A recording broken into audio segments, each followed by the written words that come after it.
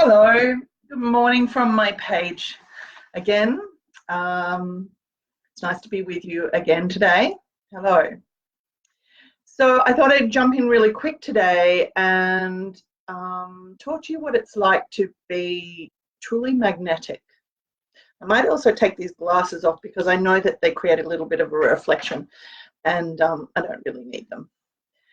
So being truly magnetic, often we wonder, like, why are some people getting all the sales or getting all the big following and we seem to be invisible? That's a really big question a lot of people ask me. So I want to talk to you about what it's like to be truly magnetic and actually just show you a little process that can be helpful. Okay. So being truly magnetic actually requires some cooperation, at least, with your nervous system, by your nervous system. Your nervous system has to be on board. You need to have flow in your energy, in your body, for you to be magnetic. So it's not so much about people who are necessarily beautiful who are attracting others, right? Sometimes we look at it and we say, oh, it must be just beauty that's kind of pulling in the groups of people. It's actually something much deeper than that. It's actually this flow of energy that isn't impeded or restricted, that we kind of sense. Like, we're actually far more sensitive in energetic beings than we probably give ourselves credit for, and we certainly give a lot of other people don't credit them for having that. Most of it, we are all the same. We are all made of the same stuff, and if you're highly sensitive, actually other people are too. They're just not aware of it or have made some other kind of compensations to probably not be aware of it. They're choosing not to be aware of it on a conscious or unconscious level. But we're actually all the same thing. So this idea of trying to so noticing that there might be parts in your body that are actually contracted.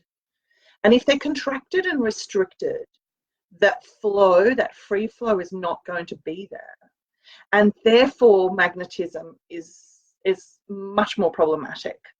So flow changes from moment to moment. So in any moment, as we respond to what happens to us and what is occurring to us and what life is bringing us, we have moments of contraction and expansion, contraction and expansion. And our job really is to just notice that.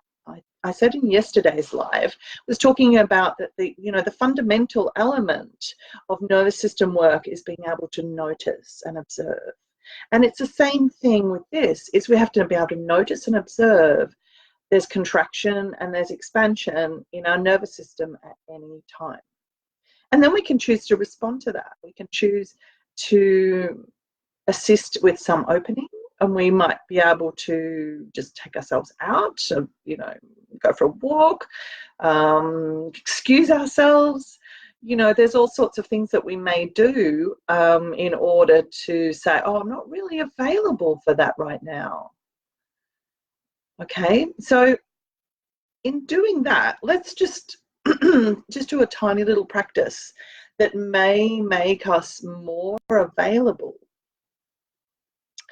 And it's called the VU sound. Okay, so it sounds like a toning kind of exercise, but it's got some really specific intentions and also little nuances that I'll guide you through. Okay, so with the VU sound, it's not meant to sound pretty for a start. Okay, it's not intended to be an attractive sound. So let go of any expectations on yourself for actually being able to hold a note. Okay, that is not what's required here. Okay, that's the first thing. The second thing is that you want to make it as low as you possibly can. Okay, because we're actually trying to elicit a vibration in the viscera, which is your internal organs in your torso, so that we can actually move things around a little bit. we're actually trying to introduce a tiny little perturbation into your nervous system, but a controlled one and a tiny one. We don't want to flood it with a vibrational experience, because what is likely to happen is that you would dissociate. Now, some of us are kind of clued in enough that we don't actually fully dissociate on a I've totally left the room kind of feeling, but actually what happens is we might get a little bit of lightheadedness, we might get this kind of weird feeling around the eyes. Something may change to suggest that you can't stay fully embodied because of the manner of the perturbation was too much for your system. So it's, again, this really subtle. I'll do another live to explain why we are trying not to actually go to the limits of our expansion, because we're actually, but for the purpose of today's point of view, it would be if we go to the limits of our expansion, the likelihood of going beyond the limits of our expansion too soon is too high.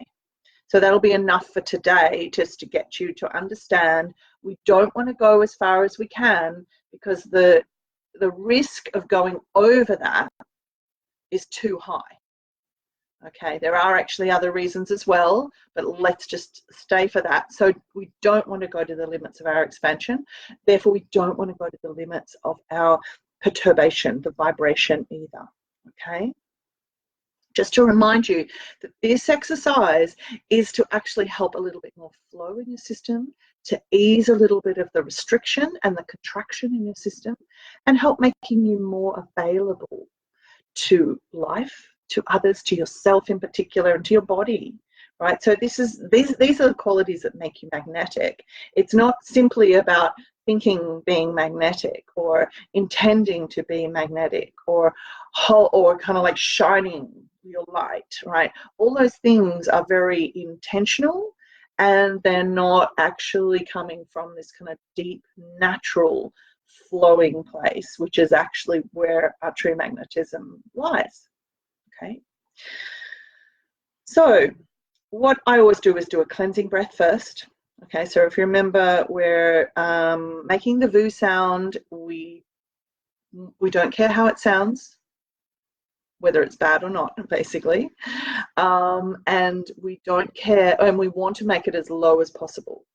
The third element actually is that we're not going to go to the full extension of our breath. Okay, they're the three things. And to throw in another one is that make it sound like a foghorn.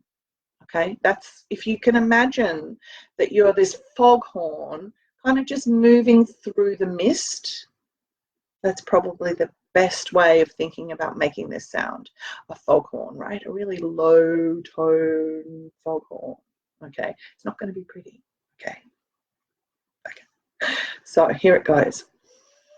Cleansing breath. And join me in your own time.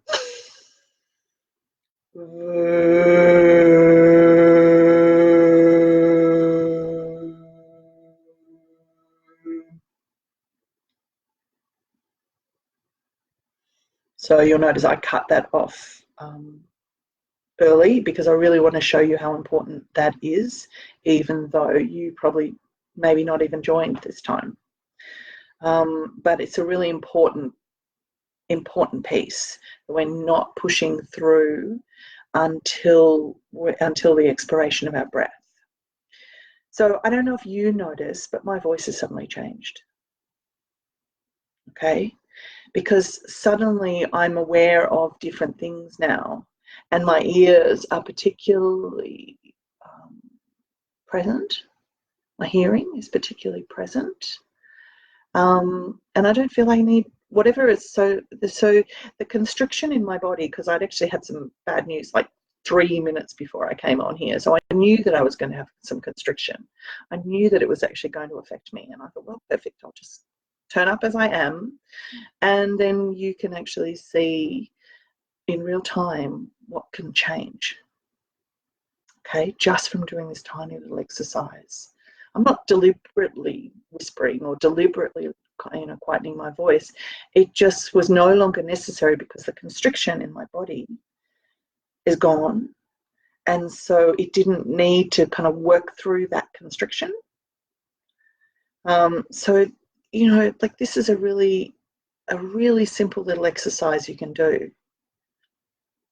And it will make you more magnetic. So, you know, of course there's elements to magnetism, but underneath all of the other elements is the nervous system. And this is the focus of my expansion training, is we've got all these other things that we've learned, all these other tools, all these other practices that we've learned, and they're not quite working for us. Like, we can't quite make them all come in. We've learned what we should do. We've got all these shoulds in our head, but we just can't find the space to implement them, or the inclination to implement them, or just like we're just feeling overwhelmed and we can't implement them, or they just don't seem to be working no matter how much we try. All of those things tend to be it. What I want to tell you is they're waiting for you and your nervous system to catch up. And when you do the nervous system work, all that other stuff will finally just all drop in, and you will actually be the master that you imagined you would be, because you'll have all those amazing tools that have never quite delivered what you thought they would. When you actually get into the level of the nervous system, that provides that foundational and supportive base with which all those practices can just drop in. And then you're just like, oh, right. Now I get it. Now I get it.